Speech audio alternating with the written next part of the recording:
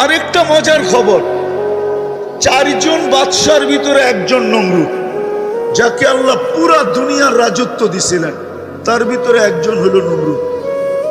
আল্লাহ লড়ছে কি নিয়া? কি মশা, তাও ল্যাংরা। কি আজকে যদি আল্লাহকে বলি, আল্লাহ আপনি লড়তে চলে আসেন, তা আল্লাহ তো আমাকে বুঝায় আমি লড়ি, তো লড়ি কি করা? সারা দিনে তো 110 বার আল্লাহ বলে না। শুক্রবারের পর শুক্রবার আসে, কোন শুক্রবারে 200 বার কেউ দুরূদ পড়ে না।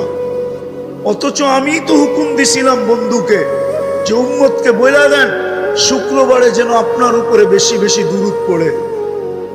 আর দুরূদ তো এই জন্যই ছিল যে পলসেরাত পার হবে দুরুদের পটুকলে, যার দুরূদ